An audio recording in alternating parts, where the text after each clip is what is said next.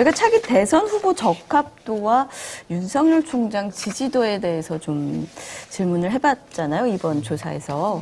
최근 조사들에서는 이낙연 대표와 이재명 지사가 좀 양강 구도를 보이는 가운데 윤석열 총장이 3위를 차지하는 그런 조사 결과들이 나오고 있거든요.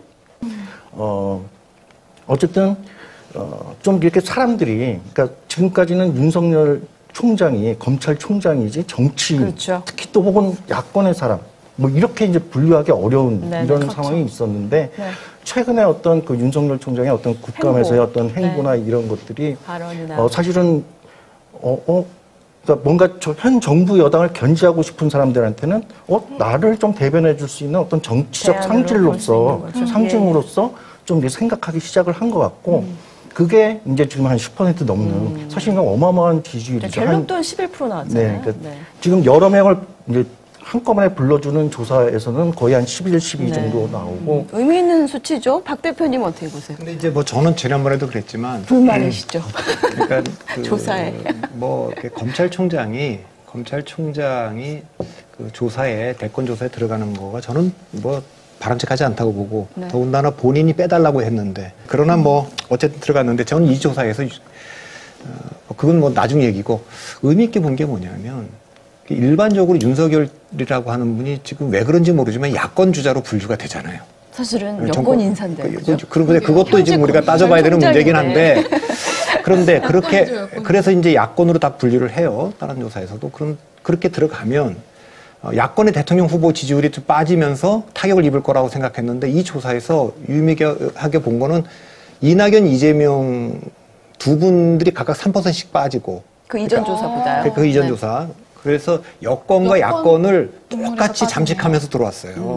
그러니까 이것도 조금 흥미로운 대목이다. 그러니까 그런 표들은 일부 이제 뭐 중도층이나 이런 데서도 민주당을 지지하면서 또 이낙연을 지지하면서 이재명을 지지하면서도 사실은 윤석열이 나오면 난 윤석열이 더 나은 대안이라고 봅니다라는 층도 제법 있다는 걸 보여주는 거예요, 지금. 네. 저는 사실은 이 윤석열 장관의 어떤 최근 지지율 상승 그리고 말이 12%지 전체 국민의 12% 여러 명을 나열했을 때 기존의 여야의 잠룡들이라고 하는 막 대선을 꿈꾸는 분들 계속 나와도 5% 넘는 분들 찾기가 굉장히 힘들잖아요. 그렇죠. 그분이 뭔가 어떤 특정 세력이나 어떤 특정 집단의 기대를 굉장히 집중적으로 이제 받고 있다라는 이제 그런 걸 보여주는 결과라고 생각이 들고요.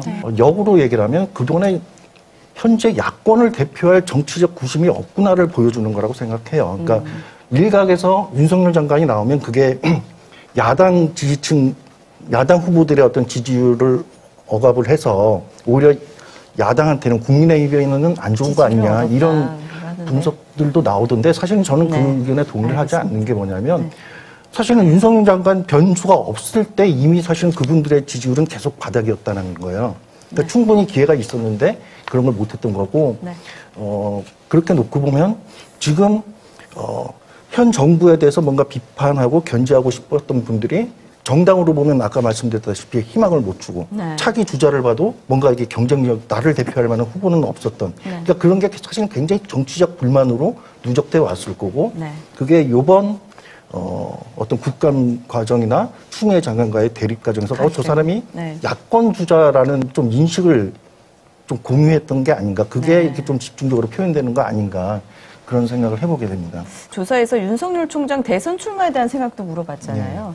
출마해야 한다가 20%, 좀 예상 외의 결과인 것 같아요. 출마하면 안 된다가 2배인 40%가 나왔고 잘 모르겠다가 40이 나왔어요. 저렇게 나올 거라고 봤어요. 현직 검찰총장이 출마하는 거가 더 높게 나올 리는 없고 반대는 민주당 지지하는 분들이 반대했는데 유보층이 지금 40%예요. 그러니까 어떤 정치적 조사를 했을 때 저렇게 유보하고 있는 층이 40%가 된다는 건 굉장히 이례적인 거죠. 그러니까 그 판단을 못 하는 거예요. 아까도 말했지만 저분이 정치를 할지 안 할지. 근데 저 사람이 왜 야당이지?